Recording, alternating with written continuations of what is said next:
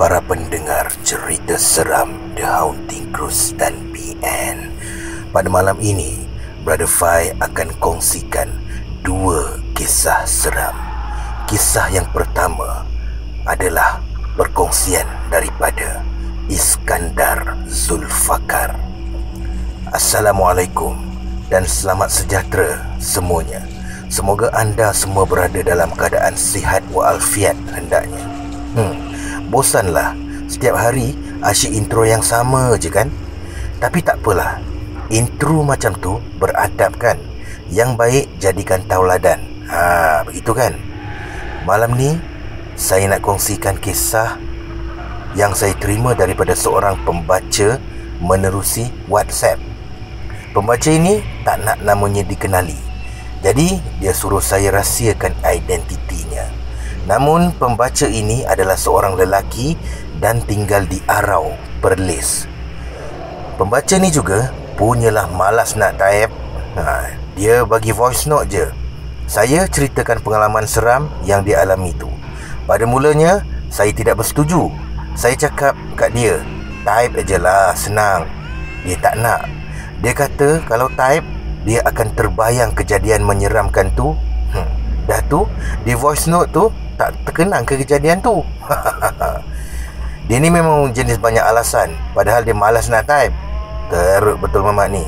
Tak apa, anda jangan risau. Pembaca yang saya katakan ini sebenarnya adalah rakan saya juga. Sebab tu saya berani cakap lebih kurang je. Disebabkan beliau meminta saya untuk merahsiakan nama sebenarnya, jadi sepanjang penceritaan saya namakan beliau sebagai Hasan lah ya. Yang pastinya itu bukanlah nama sebenar beliau. Dia ada bercerita tentang kisahnya yang dia cakap paling seram pernah dialami dalam hidupnya. Kejadian ini berlaku di kawasan Pauh, Perlis. Pauh ni terletak tidak jauh dari Pekan Arau. Rindu pula Pauh. Saya pernah mengajar di sekolah rendah di kawasan Pauh ni. Ketika itu saya masih dalam praktikal. Kawasan ni memang menarik, namun kalau malam agak menyeramkan. Pernah sekali tu saya pergi sekolah waktu malam sebab ada program bacaan Yasin untuk murid tahun 6 di sekolah tersebut. Program tamat agak lewat, dalam pukul 10 lebih macam tu lah. Saya tinggal di Kanga masa tu. Memang masa perjalanan balik tu saya pecut je lah. Okey, berbalik kepada cerita asal. Hasan ni buat kerja part time, bawa Grab. Adalah satu malam tu dia kena hantar seorang customer ni ke lapangan terbang di Alostar, Kedah. Agak jauh juga perjalanan masa tu, dah lebih kurang dalam pukul 10 malam. Masa perjalanan pergi tu tiada apa-apa lagi kejadian pelik-pelik yang berlaku. Yalah, sebab customer dia ada sekali dia tak fikir pelik-pelik sebab asyik bersembang dengan customer tu. Usai menghantar penumpang tu, si Hasan ni pun singgahlah minum kejap dan kemudian meneruskan perjalanan pulang. Kira-kira jam 1 lebih jugalah baru dia sampai di kawasan Pekan Pauh tu. Masa tu memang dah gelap. Cuma masih ada orang di sekitar klinik yang terkenal tu je. Kira di kawasan Pekan Pauh tu dia taklah takut sangat sebab masih ada orang. Pekan Pauh ni tidaklah besar sangat. Hasan pun meneruskan pemanduan meninggalkan pekan itu. Di sinilah dia mula berasa meremang. Jalan dari Pekan Pauh nak ke Pekan Arau tu agak sunyi. Terdapat sebuah tapak perkuburan Cina di situ. Tanah perkuburan ni terletak berhampiran dengan pokok getah yang popular tu. Ketika melalui kawasan kubur ni, Hasan tiba-tiba saja berasa tak sedap hati. Apa salah? Rasa macam lain je ni, kata Hasan. Dia rasa macam gelisah, tak tentu pasal. Mana tidaknya, sudahlah kawasan agak gelap, sunyi pula tu. Hasan pun menambahkan lagi kelajuan keretanya. Mata Hasan pun meliar, tengok ke kiri dan ke kanan. Inilah sebenarnya kesalahan besar yang Hasan buat. Hasan terpandang cermin pandang belakang dalam keretanya. Astaghfirullahalazim, mengucap panjang dia. Mana tidaknya, melalui pantulan dalam cermin tu, Hasan dapat lihat sosok seperti seorang wanita sedang duduk di sit belakang kereta sambil menyeringai ke arahnya. Apapun, saya tabik Hasan sebab dia ni jenis yang boleh bertenang. Seandainya saya di tempat dia, pasti saya dah menjerit serta meraung ketakutan. Hasan pantas mengalihkan pandangannya ke arah depan. Dia buat-buat macam tak nampak benda di sit belakang keretanya tu.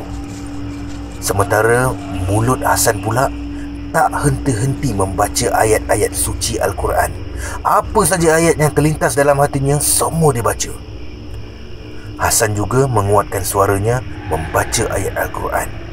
Malangnya, benda yang berada di sit belakang tu mengejek bacaannya. Hal ini sedikit sebanyak memberikan kesan kepada fokus Hasan. Dia lebih kurang macam ni. Auzubillahiminasyaitonirrajim. Bismillahirrahmanirrahim. Yang belakang tu mengejek. Bismillahirrahmanirrahim. Tak takut. Lebih kurang macam tu lah kot. Disebabkan Hasan berasa terganggu, dia pun berhenti daripada membaca ayat suci Al-Quran tu dan mengambil keputusan untuk melaungkan azan sekuat hati. Allahu Akbar, Allahu Akbar. Suara Hasan terlalu kuat sehingga menyebabkan suara benda di belakang tu tidak kedengaran lagi. Usai saja melaungkan azan, Hasan menarik nafas dalam-dalam untuk menenangkan dirinya. Masa tu, peluh jangan cakap lah. Basah lencun bajunya dibasahi peluh walaupun dalam keretanya itu berhawa dingin. Hasan mengumpul segala keberaniannya untuk melihat cermin pandang belakang di hadapannya tu, untuk pastikan sama ada kelibat tu masih ada atau tidak. Dia pun berbuat demikian walaupun dalam hatinya masih bersisa perasaan takut. Alhamdulillah, kelibat wanita di sit belakang kereta Hasan tu sudah lesap. Namun, walaupun sudah tiada, Hasan tetap ketakutan dan berasa tidak sedap hati. Keretanya dipecut laju supaya cepat sampai rumah. Setibanya di rumah, Hasan terus ambil wuduk dan terus tidur. Dia malas nak fikir kerana lagi difikir, lagilah dia bertambah takut. Keesokan hari tu, Hasan ni terus demam kerana ketakutan semalam yang masih belum habis. Ada satu perkara yang aneh berlaku lagi. Ketika Hasan periksa seluruh bahagian dalam keretanya, dia terjumpa secepis kain berwarna putih. Putih itu sebenarnya tak putih sangatlah, sudah kotor. Sepertinya ada kesan tanah berwarna coklat kehitaman pada cepisan kain putih itu. Nak senang faham lagi, macam kain kafan pada mayat yang dikorek semula kuburnya setelah beberapa hari. Memang selepas kejadian tu, Hasan reject terus semua request daripada penumpang yang menginginkan khidmatnya pada waktu lewat malam. Saya tanyalah Hasan jika dia masih simpan cebisan kain yang ditinggalkan tu. Hasan cakap dah tak ada sebab dia dah buang. Dia tak berani nak simpan benda tu kerana bimbang benda tu datang semula. Sekian.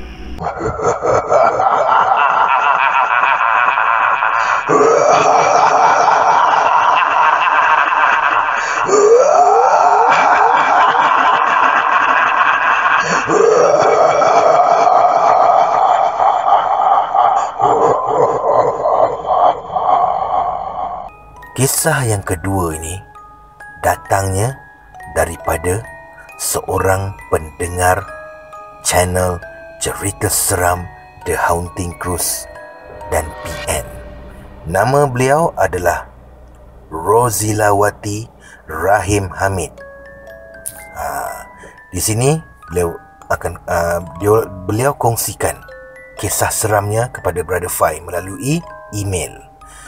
Beliau mengatakan, Assalamualaikum Brother Fai. Waalaikumsalam warahmatullahi wabarakatuh. Saya Zila dari Kuala Lipis ingin berkongsi pengalaman seram yang telah saya alami dan rasai sendiri. Diharap Brother Fai dapat membacakan kisah saya ini dan berkongsi dengan pendengar yang lain. Saya bekerja sebagai kerani di salah sebuah pejabat kerajaan di Kuala Lipis. Saya adalah seorang penjawat awam. Seperti yang kalian sedia maklum, Bandar Kuala Lipis adalah sebuah bandar sejarah yang mempunyai banyak tinggalan sejarah zaman kolonial British dulu. Ini termasuklah pejabat yang saya bekerja sekarang ni. Pejabat saya ni merupakan sebuah tinggalan British yang berusia lebih 100 tahun. Oh, lama tu. Jadi tak mustahil lah ya, banyak berlaku macam-macam kisah seram di sini. Banyak sebenarnya kisah seram di sini dan saya dan kawan-kawan yang lain. Nanti ada masa saya akan kongsikan sekiranya Brother Fai berminat untuk menyampaikan. Kisah pertama yang saya alami adalah usikan dan salam perkenalan. Seperti yang Brother Fai ketahui, saya adalah seorang yang sangat berminat mendengar kisah seram.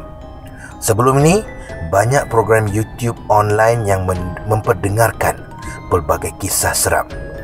Dan saya adalah pendengar kisah seram Misteri Jam 12 yang disediakan oleh DJ KC dulu. Jadi, nak dijadikan cerita, setengah staf terpaksa stay back untuk kami menyiapkan maklumat dokumen yang diperlukan untuk audit esok hari.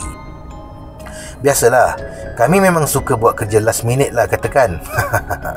Jadi, pejabat saya berada di tingkat atas. Pejabat kami mempunyai 2 tingkat di bangunan di hadapan. Tapi, sebab kawan saya ini penakut orangnya, dia mengajak saya temankan dan membuat kerja bersama-sama dengannya di bilik pejabatnya di tingkat bawah. Saya suka menyakat dia.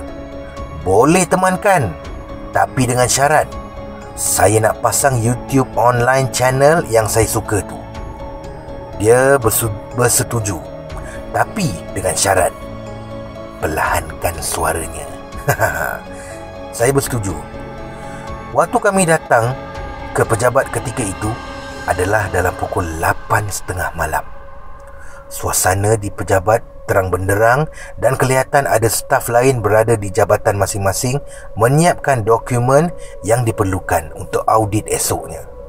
Jadi saya pasang channel tersebut dan mendengar di bilik sebelah kawan saya itu. Bilik kami ini dipisahkan dengan pintu sliding door. Dia pula pasang radio online dengar channel Era. Kami bersembang dari meja masing-masing untuk menaip dan melengkapkan maklumat dokumen tersebut. Tiba-tiba, suasana menjadi sepi. Line internet tiba-tiba jadi macam loading macam tu. Tapi tak lama, sekejap je, terus okey balik.